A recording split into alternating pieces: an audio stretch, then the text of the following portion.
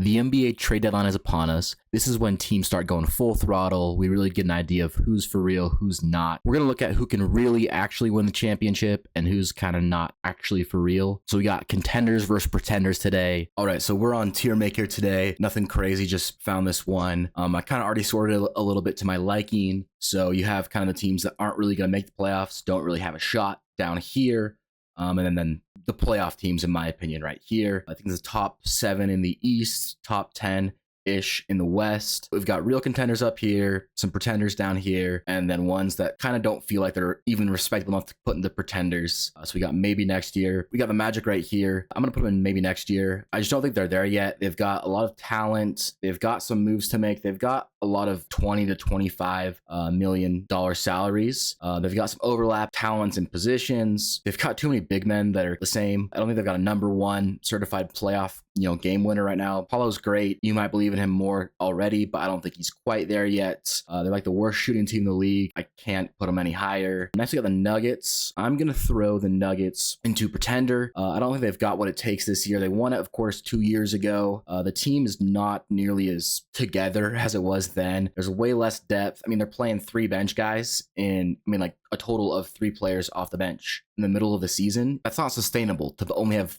8 guys playing the full season. They just don't feel like they're a unit out there either. Shout out Julian Strother, though. That's my dog. He's been balling. I knew he would. I think a lot of the teams are built to kind of beat them. I think teams have kind of figured out the whole Jokic and Gordon, like pick and roll, alley-oop thing to each other. A lot of them have like 2 talented big mans in the West especially. So I don't think they have a real chance to win it, but maybe they could. Wolves, I think I'm going to put them in maybe next year again. Obviously, they made the Western Conference Finals last year.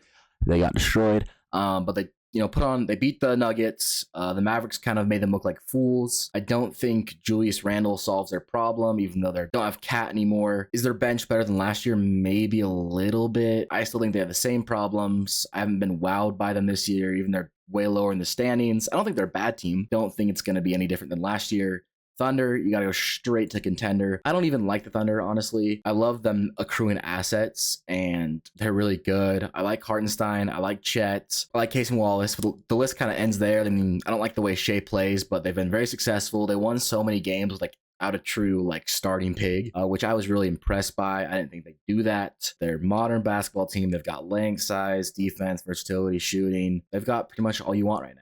And Shea's looking like a top 3 player in the NBA, so they've got that guy that can do it for them. Knicks, I think you gotta put contender. I'm gonna put them backup contender though. They don't have their Shea. I mean, maybe you think Brunson is. I don't think he is that guy personally, but they've got a lot of defense, versatility, decent shooting, decent big. I still think playoffs are gonna be their downfall. I don't think they'll win playoff series. I think they're not built for that. They're a hard team. They're a fun team. Oh, maybe I think they're pretenders then. Let's throw them in pretenders then. Honestly, the way I'm talking about them, I don't believe in them, but a lot of people do. Suns, I'm going to save the Suns for later. Mavericks. Ooh, they went to the finals last year. Lively is out for 2 to 3 months. He ain't coming back. A big man fractured his foot. He's out for the season. Okay, you heard it here first. I don't need no shams. Okay, he's not coming back. I mean, they've got Luka, Kyrie. They're not going to have Lively, so it's going to be Gafford, Clay, Marshall, PJ. They went to the finals last year, so I think I got to keep them in contenders. I'm going to throw in pretenders for now. We'll see. I could adjust it later. Yeah, I think they're worse than they were last year, but you got Luka, you got Kyrie, so you never know. Clippers, come on. I mean, they've been balling. Shout out them. They've been doing the most what they've got. Norman Powell's your best player right now. I don't think you're winning a playoff series. I think it's that simple. Love for them to prove me wrong. Go ahead and do it. But I would not want to be a Clippers fan right now. The Grizzlies. This is a very interesting pick because they're pretty high. They're second or third right now, I think. I don't like their team construction still. I don't think Bane, Morant, and Smart is a good front 3 to have. I would put them right here at the back of pretenders.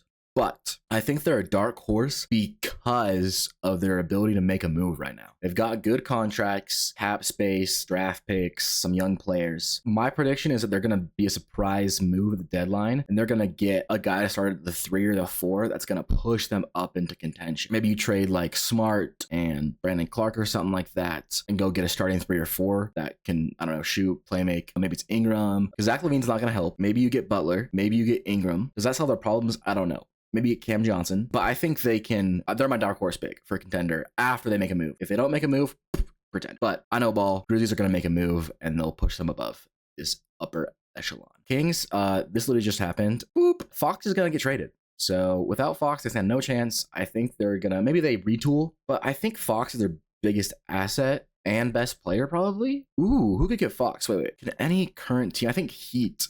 If the Heat get Fox or Butler, does that push them up? No. Maybe a team could get Fox and push them up here, but I don't think it's going to happen really. Celtics, my front runners, my Pookie Bear, Jason Tatum. They're coming off being the champions. I like their team construction, a lot of length, versatility, shooting. Maybe if the Thunder go to the finals, maybe Hardenstein or Chet are really good matchups against Porzingis. But other than that, I just don't see a way they're going to lose. I think they are a very well-built basketball team. Not very many flaws. I think they go back-to-back. Lakers, I mean, what changes about this year than the last, 5 years for the Lakers? They're a good team. They've got LeBron. They've got AD. They've got veterans. Every year, I think they're going to make some move at the deadline. It's going to save their season. Never really happens. Yeah, I don't think this year's any different. And just the harder their playoff thing is, too. If they have a hard first-round matchup, they're for sure going to lose the next one. So, yeah, the Lakers can't get it done if you ask me. Does that put them in pretenders? Maybe I think I'll move them up pretenders just because people think they will. They always do, but they're not going to. Maybe put the Wolves up too. I don't know. Pacers, the same thing. They don't have a number one guy. I think in the playoffs, Halliburton becomes harder to get a bucket by himself. Got good players. They've got talent, defense, length, shooting once again, but they just don't got that it factor for me. I think as the game slows down, Pacers become a worse team, and I think that they don't have what it takes to win the hard series, multiple hard series. So maybe we'll put them in pretenders because they've been hot. I don't know. They're kind of Rockets. I mean, the Rockets, come on. They're kind of like the Kings from 2 years ago, third seed. They've just been playing well, playing hard as a team. I mean, they've definitely gotten better. Don't get me wrong. They've got good players. Amen Thompson's been balling. Jalen Green's been doing good. I don't think they've got what it takes once again. I think they're lacking defensively still. They don't got the number one. I mean, they got good number one scoring option, Jalen Green and Şengün, but just not the guy that's going to win you a finals. Maybe they make a move the deadline for Ingram. Once again, Zach LaVine, those same guys, but I don't think that pushes them over the edge. So I'm honestly going to put them down here. They don't really have a shot if you ask me. Warriors are a team that could make a move the deadline that could put them into contenders, I think. That might be a hot take, but I mean, you got Steph Curry. They've got a decent amount of picks and young players and big contracts. Not that anyone wants Wiggins' contract, but just financially it could work out. They've been there before. I'm going to put them pretenders though. They're 11th though, aren't they? Is that too respectful? I think I'm going to stick them there just because I'm a Steph Curry boy myself. You never know. Bucks. Ooh, probably top of pretenders for me, just because they've been shaky this year. They've done way better than the start of the year. I don't get bringing Chris Middleton off the bench recently. They're looking for moves, so they're not set. I don't get trading Brook Lopez because I think he's a good center next to Giannis. I think Bobby Portis is really good too for his contract, so I just don't see them getting better at the deadline. So I'm going to stick him here. But once again, Giannis is a top 3, top 4 player in the league, great on both ends, so maybe he does more. The Heat every single year do this. Probably the front runner for Fox, but still don't. I might move them to pretenders, but not contenders, in my opinion.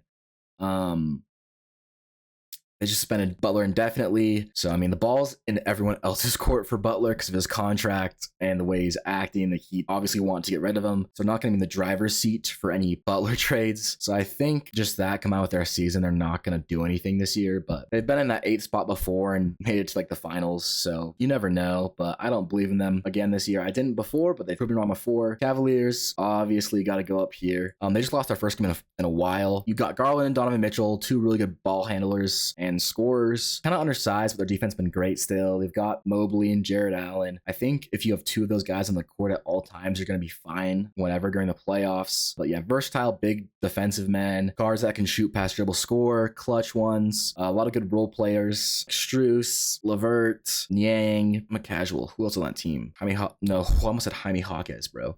I think I know ball, and I just said Jaime Jaquez. But yeah, the Cavaliers, great team. Got a lot of winning players, I think. Don't really have that experience as of recent of winning important playoff series, but I think they're too good not to have up here. And yeah, I think it's going to be them and the Celtics, in the Eastern Conference Finals. I think they'll have the easiest path compared to, the rest of these teams that are mostly Western Conference teams. So yeah, really good odds for them. The Suns, I'm sorry for what I'm about to do.